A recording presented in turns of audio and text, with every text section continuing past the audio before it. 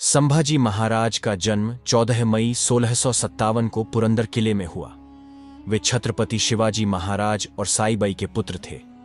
बचपन से ही संभाजी महाराज में अपार साहस और नेतृत्व क्षमता के गुण दिखाई देने लगे थे। संभाजी का पालन पोषण उनकी दादी जीजाबाई की देखरेख में हुआ, जिन्होंने उन्हें धर्म, राजनीति और युद्ध की बारीकियां सिखाईं। शिवाजी महाराज ने बाल्यकाल में ही संभाजी को राजकाज और सैन्य प्रशासन की शिक्षा देने के लिए उन्हें काशी भेजा, जहां उन्होंने वेद, शास्त्र और राजनीति का गहन अध्ययन किया। इसके अतिरिक्त संभाजी को युद्ध की कला में निपुण करने के लिए उन्हें गुरु दादाजी कोंडदेव के संरक्षण में भी रखा गया।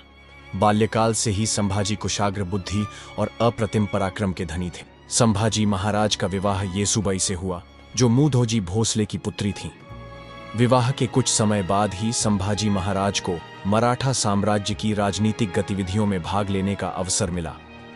शिवाजी महाराज के स्वर्गवास के पश्चात 1674 में जब मराठा साम्राज्य की बागडोर संभाजी के हाथों में आई, तब वे केवल 17 वर्ष के थे। हालांकि शिवाजी महाराज ने अपने उत्तराधिकारी के रूप में संभाजी को चुना था, लेकिन दरबार में कुछ लोगों ने इसका विरोध किया और समर्थ रामदास ने भी इस पर आपत्ति जताई। शिवाजी महाराज की मृत्यु के बाद संभाजी महाराज और उनके छोटे भाई राजाराम के बीच उत्तराधिकार को लेकर विवाद उत्पन्न हुआ। इस विवाद के कारण संभाजी को कुछ समय के लिए किला पन्हाला में नजरबंद कर दिया गया, लेकिन जल्द ही संभाजी ने किला छोड़कर समर्थकों के सहयोग से सिंहासन पर अपना अधिकार स्थापित किया। 1891 में संभाजी महाराज ने रायगढ़ की गद्दी संभाली और छत्रपति का पद ग्रहण किया। संभाजी महाराज के शासनकाल का सबसे महत्वपूर्ण पक्ष मुगल सम्राट औरंगजेब से उनका संघर्ष था। जब औरंगजेब ने दक्कन पर अपना अधिकार जमाने का प्रयास किया, तो संभाजी महाराज ने उसे कड़ी टक्कर दी।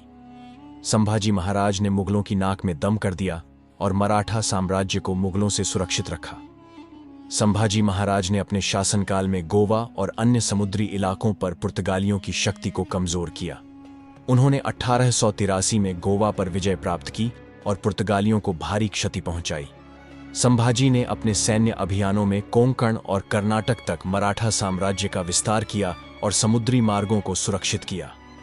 1889 में जब संभाजी महाराज ने अपने कुछ सैनिकों के साथ संगमेश्वर में विश्राम किया, तब मुगल सरदार मुकर्रब खान ने अचानक हमला कर दिया।